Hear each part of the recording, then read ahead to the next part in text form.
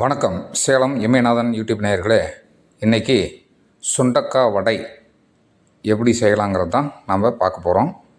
சுண்டக்காய் எங்கள் வீட்டு தோட்டத்தில் இருக்குது. அதிலிருந்து பறித்து நம்ம செய்யலாம். தோட்டத்தில் சுண்டக்காய் நல்லா முத்தி வந்துருச்சு.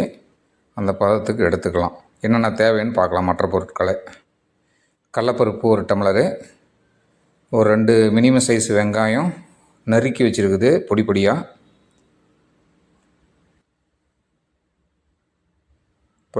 நறுக்கி வச்சுருக்குதுங்க.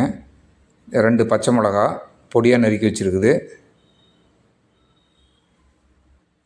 கருவேப்பிலை நறுக்கி வச்சுருக்கு. இஞ்சி கொஞ்சோண்டு ஒரு பிஞ்சு துண்டு வச்சுருக்கு. சுண்டக்காய்.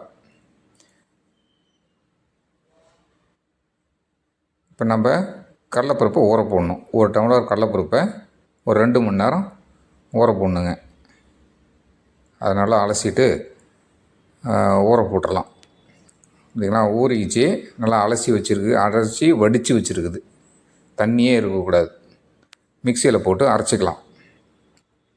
அந்த பருப்போட பூண்டு, இஞ்சி, உப்பு போட்டு அரைச்சிட்டு சுண்டைக்காயும் அரைச்சிடலாம்.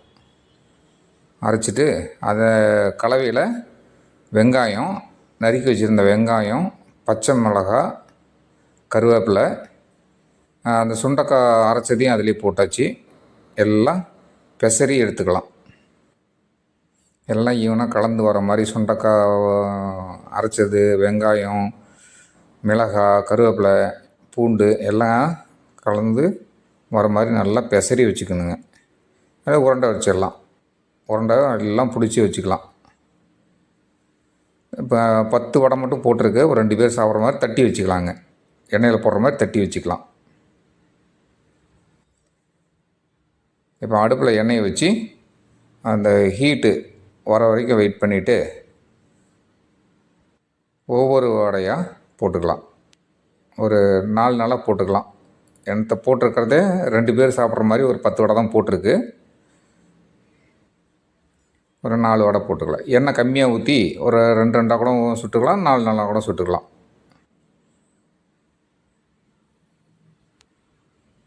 அப்படியே திருப்பி விட்டுக்கலாங்க. உடையாது, உடஞ்சி போகாது. அப்படியே திருப்பி விட்டுக்கலாம்.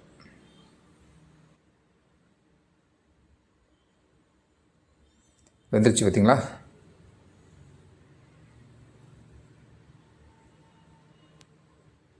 போட்டுக்கலாம்.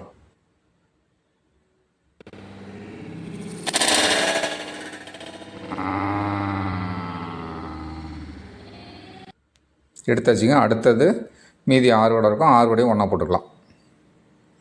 டக்குன்னு முடிச்சிடலாம். வடை செய்கிறது ரொம்ப சுலபமான ஒரு டிஷ்ஷுங்க. பார்த்தீங்களா? நல்லா பொன்னிறமாக. யாரும் இது சுண்டக்காய் வடைன்னா சொன்னா நம்ப கூட மாட்டாங்க. அந்த மாதிரி இருக்குது. சரிங்களா?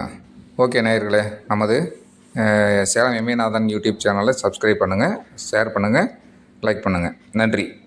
இப்போ நல்லா தெரியுது.